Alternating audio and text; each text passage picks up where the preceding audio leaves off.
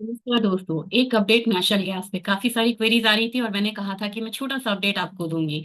एक ऐसी कमोडिटी जो 368 प्राइसेस को देखा इसने 2025 में आता हुआ, वहां से शार्प फॉल आया और 2 हफ्ते 3 हफ्ते के बीच में ये प्राइसेस नीचे आ गया 260 के करीब।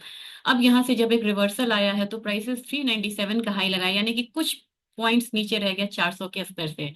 और ये कमोडिटी सीजनैलिटी पे बहुत बढ़िया ट्रेड करती है।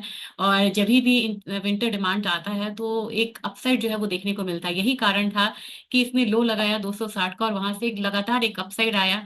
अब यहाँ पे आपको जो रेट्स मिला वो 397 के करीब का मिला। नाउ व्हाट, अब क्या, क्योंकि आप ये माइल्ड टेम्परेचर वाला समय यहाँ पे आने वाला है और जो मार्च अप्रैल का महीना होता है ये बहुत क्रूशियल होता है। आप कहेंगे क्यों क्रूशियल होता है? मार्च में इन्वेंट्रीज बाहर जाती हैं और जैसे ही अप्रैल महीना आता है आप देखेंगे कि इन्वेंट्रीज में बिल्डअप होना शुरू हो जाता है, तो प्राइसेस पे एक दबाव आपको वहां पे देखने को मिलेगा। और सबसे पहले प्राइस परफॉर्मेंस अगर एक बारी हम देखते हैं तो काफी चौंकाने वाला आपको डेटा आएगा।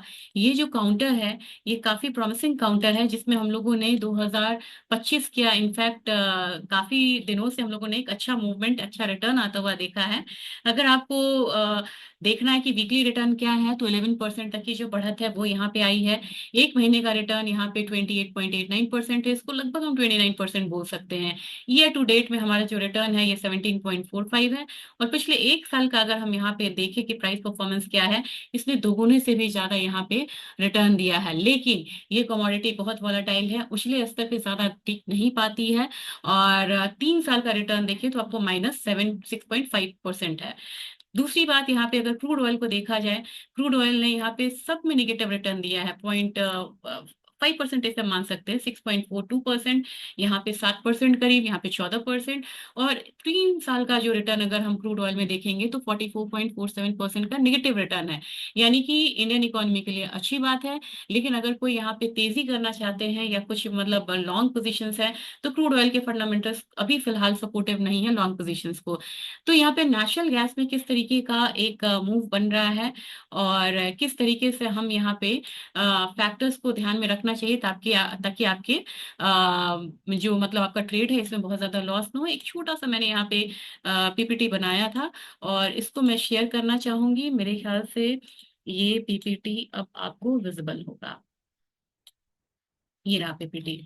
तो नेशनल गैस का एक छोटा सा शॉर्ट टर्म आउटलुक लेते हैं, हुआ क्या था, अभी कितनी प्राइसेस बढ़े यहाँ पे। तो सबसे बड़ी बात है, extreme cold weather earlier this year already forced energy firms to pull massive amount of gas. तो जो भी इन्वेंट्रीज थी उसमें से काफी ज्यादा जो एक्सट्रीम कोल्ड आया था तो इन्वेंट्रीज काफी खत्म हुई। और जो हमारा 5 ईयर्स का जो एवरेज होता है इन्वेंट्रीज का वो बहुत इंपॉर्टेंट होता है। और हम उससे कंपैरिजन करते हैं कि ये अपसाइड जा रहा है या डाउन साइड जा रहा है। जो 5 ईयर्स का एवरेज था इससे 12% का जो इन्वेंट्री था वो कम हो गया। और मार्च जो होता है इसे हम कहते हैं कि विंटर स्टोरेज का विड्रॉल लास्ट होता है। तो अभी जो आप जो अपना थर्सडे को इन्वेंट्रीज देख रहे हैं ये गिरते हुए इन्वेंट्रीज में है, लेकिन जैसे ही अप्रैल मंथ यहाँ पे आएगा तो आप देखेंगे कि इन्वेंट्री बिल्डअप होगा, यानी कि प्लस में आएगा। तो प्राइसेस पे एक दबाव रहेगा। मार्च अप्रैल के महीना को हम विडो मेकर कहते हैं क्योंकि ये स्पेकुलेटर्स का काफी सारा पैसा ले जाता है। यही कारण था कि यहाँ पे मैं नेचुरल गैस में आपको वीडियो लेके आई हूँ। काफी ध्यान से करिए, सबसे बड़ी बात है इंट्राडे पोजीशंस लिया करिए, पोजीशनल कॉल करनी है, फंडामेंटल बेस्ड करिए, स्पेकुलेशन पे काम नहीं करिए और सबसे ज्यादा रूमर्स पे काम आप मत करिए। और अपने आप को थोड़ा सा यहाँ पे एजुकेटेड रखिए, फिर काम करिए स्टॉप लॉस के साथ। अब मार्च अप्रैल में क्यों हम करते हैं, क्योंकि मार्च अप्रैल में दोनों साइड का मूव देखने के लिए मिलता है। और रैपिड चेंजेस आपको वेदर में भी आता है, तुरंत आपको आएगा। आपने, आप खुद ही बोलेंगे, आपने तो कहा था पिछले हफ्ते माइल्ड वेदर आने वाला है, अब आप कहोगे कि जो वेदर है ये कूल हो जाएगा। अब आप इंडिया के ही वेदर में देखिए कितना ज्यादा परिवर्तन आ रहा है। जितना ज्यादा वेदर में परिवर्तन आएगा नेचुरल गैस उतना ज्यादा रिएक्ट करेगा दोनों साइड। तो इस चीज को ध्यान में रख के चलिएगा। और सबसे बड़ी बात है कि मार्च तक यहाँ पे 19 मार्च तक यहाँ पे वेदर जो है मोस्टली वार्मर रहेगा नॉर्मल से। तो कूलिंग डिमांड आएगा। इस चार्ट को बहुत ध्यान से देखिएगा और फिलहाल फिलहाल के लिए हम मार्च अप्रैल को लेके चलेंगे क्योंकि हम हैं मार्च महीने में। और अगर आपका सौदा शिफ्ट होता है तो आप अप्रैल में जाएंगे। तो मार्च महीने में देखेंगे 15 साल का ये डेटा है। 15 साल के डेटा में मैं कैलकुलेट की थी, 7 टाइम्स ये बिल्कुल करेक्ट होता है, लेकिन 8 टाइम्स ये जो है ना थोड़ा बढ़ता है, यानी कि दोनों साइड की मूव रहेगी, अपसाइड बायस यहाँ पे हो सकता है। लेकिन जब आप अप्रैल का महीना देखेंगे ना, तो अप्रैल के महीना में एक तेजी जो है वो थोड़ा सा आता है, और वो इसलिए भी आता है कि यहाँ पे कूलिंग डिमांड जो है वो बढ़ के आता है।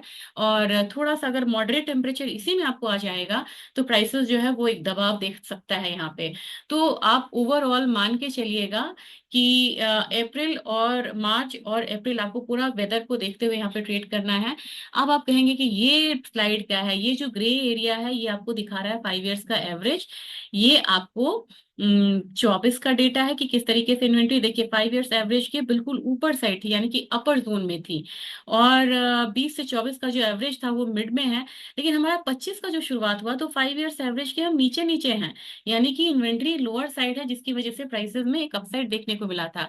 अब देखते हैं कि कंजम्पशन कैसा हो रहा है। कंजम्पशन में अगर आप देखेंगे तो यूएस का जो कंजम्पशन है, ये 2025 का एक ब्लू कलर है। तो यहाँ पे देखेंगे कंजम्पशन जो है बिल्कुल रेंज में है, बहुत ज्यादा वो नहीं है। लेकिन अगर 25 का देखेंगे, 24 का, तो 24 में इस समय कंजम्पशन डाउन साइड आने वाला था, लेकिन ओवरऑल ऊपर था।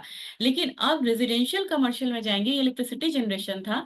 रेजिडेंशियल कमर्शियल में जब आप जाते हैं तो आप यहाँ पे देख रहे हैं कि करंट मतलब कि वीक में यहाँ पे जो कंजम्पशन है एज कम्पेयर टू 24 ज्यादा है, जिसकी वजह से लग रहा है कि मॉडरेट एक डिमांड जो है वो बनी रहेगी।